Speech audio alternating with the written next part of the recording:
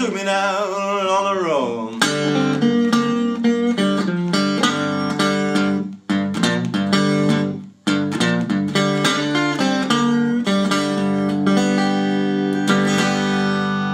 Alright, that was When My First Wife Left Me by R.L. Burnside. We are continuing with covering his music these past 2 months, and we'll be wrapping up the final lessons that feature out of my new ebook release, R.L. Burnside Complete ebook. If you haven't already, please check out my website at www.deltalumusic.com and wait for the prompt, that the pop-up window that appears. It will prompt you to ask you for your email, and once you do that, you will be sent a sample of that R.L. Burnside ebook. The R.L. Burnside ebook has 11 songs in it. The free sample has the first 6 songs out of that, and it's a good sample for you to see how the ebook format is laid out. It has easy to understand tablature, complete lyrics for each song, theory and literature for each song, what he's doing, everything you need to know to master his music.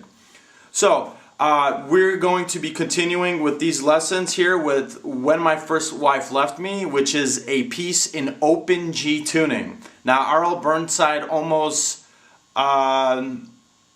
his repertoire is usually based in standard, hovering around the key of E concepts, which we've been covering in the month of October, and the other part of his repertoire is in G tuning.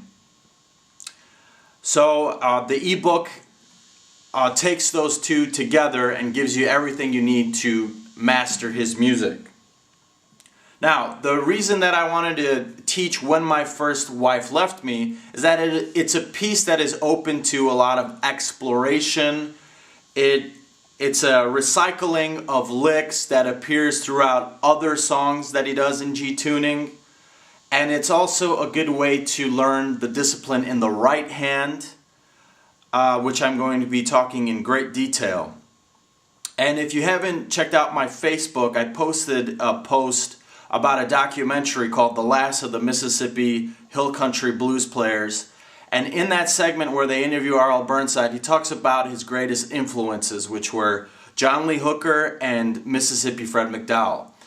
If you haven't looked at my Mississippi Fred McDowell ebook and the lessons that came with that, please be sure to do that, because that's kind of like a prerequisite, transitionary artist to learn before learning R.L. Burnside. If you haven't, please do so, because learning R.L. Burnside's music will become a lot easier. The two have a lot of similarities in their musical constructs.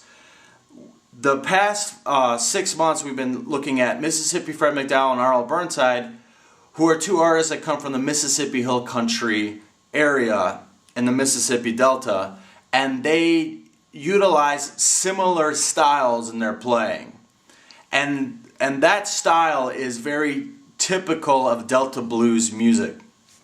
Alright, so to start off, if you haven't already, it's a lot easier if you do download and purchase the R.L. Burnside ebook when I explain these songs, because that's what I'm using here to break down the music for you. The tablature is very easy to understand, very clearly laid out for you so you can follow along. But if you don't have that and if you want to follow along with the videos, that's fine as well. So in order to begin, we have to tune our guitars together.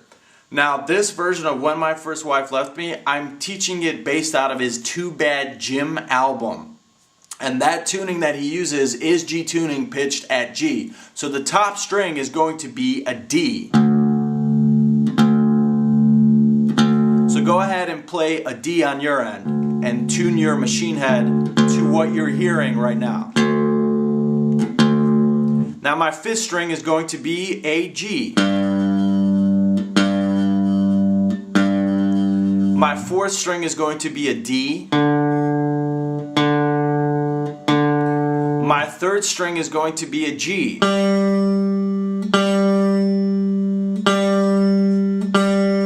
My second string is going to be a B, and my final string is going to be a D.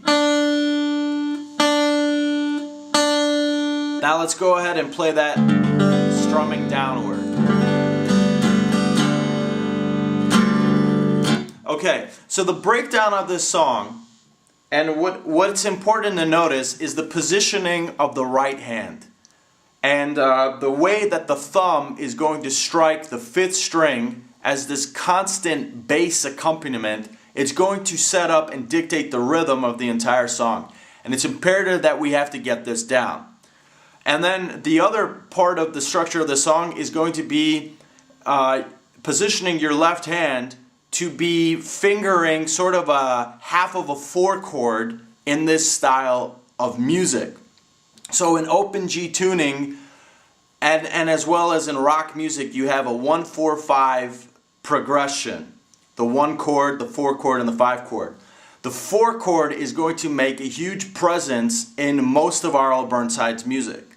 So for example, a 1-4-5 progression will sound like this. This is the 1 chord, which is the open chord, and then he's going to fret the 5th fret as that next chord. That's the 4 chord, and then the 5th chord.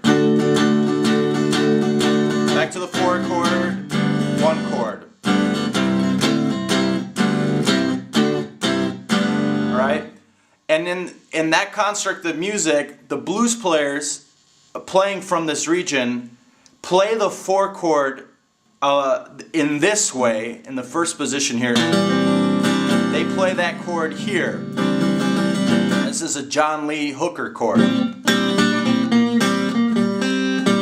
Alright, and that's also utilized by a lot of other artists. And that chord is played like this. Your index finger throughout this song is always going to be positioned on the 1st fret 2nd string.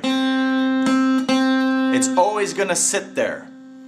And your 3rd finger is going to be available to play individual notes all on the 3rd fret. And it's going to be the 3rd fret and then open strings on the 5th, 4th, and 3rd strings. And that's really the kind of the construct of this song. With this finger position here, the 3rd finger is going to play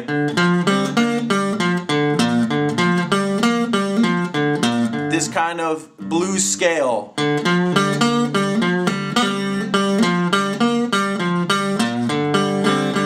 And that's when you follow along with the original recording, you'll be able to pick out exactly what he's doing. But that's really the position on his left hand. Now on the right hand, you want to position your right hand like this. You want to make this motion, style with your hand like this. You want to tilt it like this. And then with the outside of the palm of your right hand, you want to lightly dampen it and rest it on the strings here. Right? So now your hand is positioned like this, and your thumb is going to be resting above the 5th string, and it's going to pulsate and strike the strings to set up the bass for the song. The right hand is also going to produce a palm muting motion like a dead chord. As you strum, you're kind of deafening the strings as you go. And you can hear that in this melody, or in this song for sure. So with your hand positioned like this, and the thumb resting above the 5th string to play the bass, your index finger and your middle finger are going to pick out the strings on the 1st, 2nd, and 3rd strings. And that's kind of the combination, is you'll have this pinching motion on your right hand. So in this song, you're playing the lick on the 3rd fret.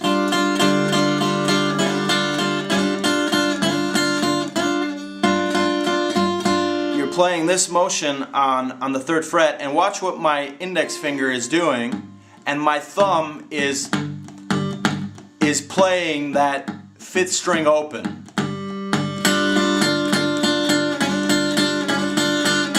And watch with my index finger. I'm just playing with my index finger and I'm flicking upwards. And the combination together is creating a pinching motion. It's the easiest way to play this song, and it also features again throughout Delta blues music. So this song is a good foundation to explore. It's a very fluid song, and R.L. Burnside is recycling licks over and over throughout this song, and you'll see where we inject them as we lay it out. So before we start, we've got our guitars tuned together.